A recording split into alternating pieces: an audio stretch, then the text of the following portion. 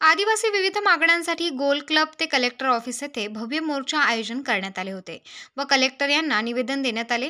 गुरुदेव कांदे यांच्या अध्यक्षतेखाली हा मोर्चा करण्यात आला। ग्रामीण भागात अनेक आदिवासी बांधवांकडे स्वतःची हक्काची जागा नसल्याने तसेच स्वतःचे घर नसल्याने घरापासून वंचित आहेत। तरी जागा नसलेल्या बांधवांना शासकीय जागा देऊन घरकुल त्वरित मंजूर करावे अशी मागणी निवेदनात सांगण्यात आली आहे।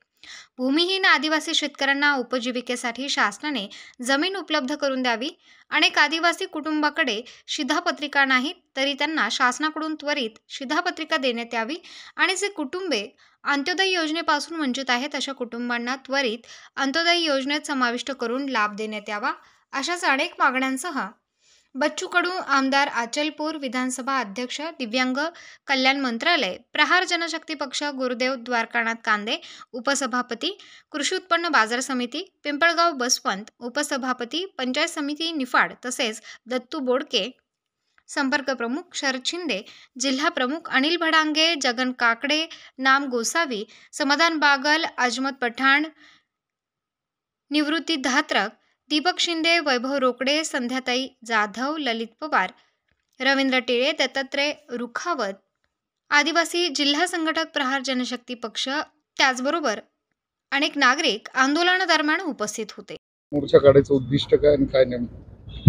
आम्ही 2 महिन्यापूर्वी रेशन कार्डसाठी ज्यावेळेस चळवळ उभी केली तर पूर्ण तालुक्यामध्ये आदिवासी समाज असेल किंवा दलित समाज असेल किंवा आर्थिक दुर्बल समाज असेल त्यांच्यासाठी ज्यावेळेस फक्त सुरुवातीला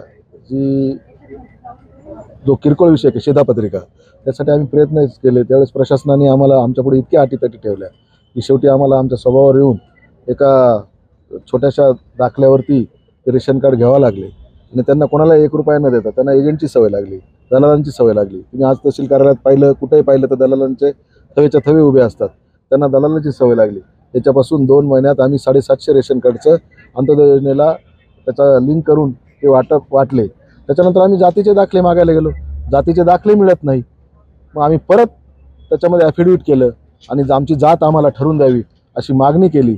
उपविभागीय अधिकाऱ्यांकडे आम्ही जातीची मागणी केली की आमची जात ठरवून द्यावी, परंतु त्याच्यातही BGR दाखवला गेला। नंतर मग आता मोर्चाशिवाय पर्याय नाही म्हणून आता हे आंदोलन आम्ही उभं केलं आणि आज कामाचे दिवस असले तरी संख्येने लोक इथं आलेले आहेत। आदिवासी बांधव असतील, दलित बांधव असतील, आर्थिक दुर्बल घटक असेल, बहुसंख्येने इथे आलेला आहे। त्यांना घेऊन आम्ही कलेक्टरला हे निवेदन जाण्यासाठी देतो। आपण म्हटलं की 5-7 गाड्या घेऊन मुख्यमंत्री, महसूल मंत्री, उपमुख्यमंत्री, आदिवासी मंत्री यांना हे निवेदन देणार आहे।